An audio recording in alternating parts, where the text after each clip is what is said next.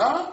Huh? The word has it that his mercies and his compassions are new every morning. Lamentations 3 and 22 and 23. Great is his faithfulness. He is faithful to give it today. And he is faithful to give it tomorrow. But we hold on to all of that stuff that we call blessings so tightly, we don't want to give it away. We don't want to share it. That his new blessings we miss. His new mercies we miss because we're holding on to the past. We're holding on to my stuff. Huh? Oh, that's that. And we all, I think we all do. I think we cherish a lot of things in our lives and we want to keep those persons or those things in our lives. It's just our natural tendency. But keep in mind, if you want something new from God, you got to prepare yourself for something new. And if all or most of your life is crowded because of the old stuff, you have little room for the new stuff. Okay, and sometimes God has something better. Of course, we can do that. And I want you to highlight this, our family relationship, because this is key, particularly if you're married now, okay? All right? But our family ships does have a way of impacting whether or not our prayers are effective. Our spiritual life is effective, okay? Because it tells you there in Peter that your prayers will be hindered if you don't have it right at home, particularly with your spouse. It tells you, get it together. Men, we have a responsibility to get our home lives together. You can be all kind of stuff here at the church, but if you don't have a home life together, then your prayers will be hindered. Read it. Please read it. Your home life is very important. God is about family and community and communion within that family. And the family is the fabric of this society. God knows this. And if you can't rule your house right, if you can't serve your house right, if you can't be that servant leader in your house, don't expect for God to listen to your prayers. They are hindered. Peter tells you that. And when I'm counseling married couples, since they are one, God looks at them as one, okay, as one. And so many times the wife is this way and the husband is this way. That's not one. That's double-minded. And James tells us, if you are double-minded, expect nothing from God. So, with your wife, you should come into, I know it's hard to get along with. I know. I've been married now 43 years, and it's hard to do this. It's hard to keep it like this. Sometimes I can't keep myself like this, let alone having another person. It's hard. It's hard agreeing with a person whom you see every day, and you see all their bad stuff, as they do see all of your bad stuff. They see it. They see the best and the worst of you, and it's hard to be like this. But if you can't get it together at home, if one is this way and the other that way, your prayers will be hindered. So it's up to us men to live effective spiritual life to make sure that you work, and it's a job. Work with that person. You just have to do it. You have to do it. Hebrew culture demanded that the fiance, after they got married the first year, after the couple got married the first year, that the male did not have any civic responsibilities, going to war, things like that. That male responsibility was to wait on his wife, serve his wife, to learn everything about whatever he could about his wife. So he could learn her. Learn learn what it's going to take to get along with that person. Huh? And that young man, or that poor man, or whatever you want to call it, he had to learn his wife so that he could help her, because the Bible describes her as the weaker vessel. So he could help her become his glorious bride. As Christ loved the church, we're supposed to learn our spouses. And we're supposed to get to a point where we're like this. Shame mine. So when we do go in prayer, God listens to a single-minded person, of which you all now are. The two shall become one. And he looks at us as one. So that's a very important one. The wrong motives, the lack of unwavering phrase, we have to have that unwavering, not focusing on God's word, we got to read our Bibles, and selfishness. Are we selfishness? Are we selfish in our prayers? It's all about me. She don't see it my way. Lord, help her to see it my way. That's selfishness. And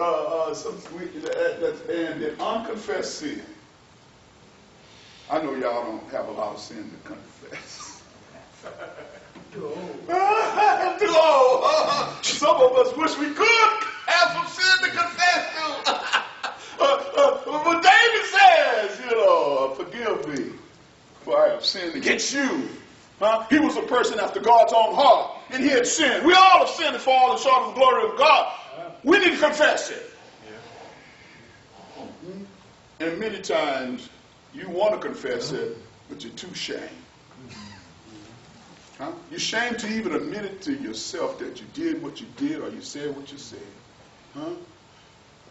But 1 John, 1st chapter, verse 9. God is faithful to forgive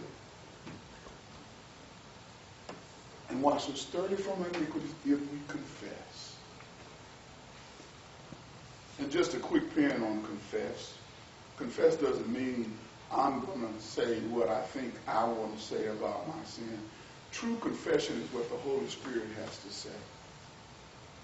And we just repeat what the Holy Spirit causes us to say. That word confession is, the Greek word for that is homologeo, meaning you say the same thing that the Holy Spirit said. Oh yeah, my arm is hurting, but the Holy Spirit knows that your heart is hurting.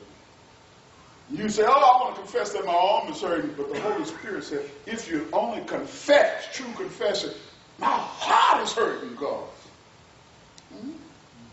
That's true confession. That is true confession. So, unconfessed sin. All right. And this is where we get to it. The effective spiritual life and listen. We're kind of good at that. If you got a wife, you've learned to listen. If you haven't learned to listen yet, oh well, God bless your heart. But you have to listen. You have to listen. You have to listen. You have to listen. You have to listen. You have to listen. Yes, you have to listen. You have to listen. You have to listen. Okay? And most of all, you have to listen to God. You have to listen what the Holy Spirit says. Before you start saying, God, I want this, I want to bless you this, and I want to, just listen to what the Holy Spirit is going to lead you to say. Just listen. Get somewhere you can hear what God has to say. It's not a monologue. Prayer is not a monologue. It's a dialogue between you and God. And if you're talking all the time, it's hard to listen. So listen. Develop an ear. We should have a trained ear. If someone whom you're familiar with starts speaking in the next room, you say, oh yeah, I recognize that voice. Huh? You can pick that voice out over everybody else's voice because you've been with that person. You have a relationship with that person. You've heard that person over and over again. Right? We should have that trained ear for listening to God. When all the other noise is going on, we should be able to hear what God is saying. Amen. Amen. Keep the faith. Push against mountains. Push. What is that? Not an acronym. What is that? But push until something happens. Okay? Push against mountain. Now, if God says go and push against this mountain, and now you're saying, I'm pushing. The mountain ain't moving. That ain't the issue. God told you to push against it. Don't worry about the mountain moving. We should have that faith that I'm going to go and push. God is going to cause something to happen. You continue to pray until something happens. I prayed once. That means I'm going to have to pray 10 times? Yes, maybe 10 times 10 times. You push until you pray until something happens. But the mountain ain't moving. Don't worry about it. Just be obedient. Continue to pray. Amen. Amen. And keep the Sabbath. This is important, brothers, that we have a Sabbath period. That we allow a time where it's just you and God. That you rest with God. Doesn't necessarily have to be on a Saturday. Doesn't have to be on a Sunday. It could be a period where you and God have an appointment to just chill together. Amen. You can listen to jazz. I like listening to jazz. So come on, Lord. You and I, this is my Sabbath period. May not be able to do it for 24 hours or 12 hours, but this is a period that I have cut out of my life that I want to share with you. I just want to share walking in the park with you. But it's an hour. I want to beat my drum. Just me and you, Lord. Where if you take it out, consciously taken out of time or out of your time, your calendar, to be with the Lord. That's a Sabbath. Huh? And you would be surprised how the rest of your week would be ordered when you take that Sabbath. When you take that Sabbath period. And once you may start with an hour, and that hour may work up to 2, and so on, but make sure that you're very intentional about carving out time for you and God. Which leads me to my last point. Okay? Become a 60-minute man.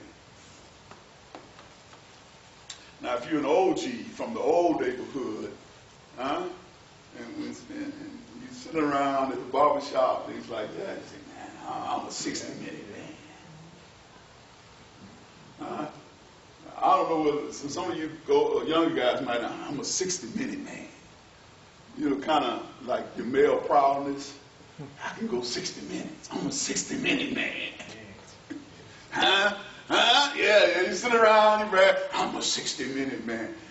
This ain't the type of 60-minute man I'm talking about. I'm talking about if you can become a person that gives God 60 minutes out of the day for prayer.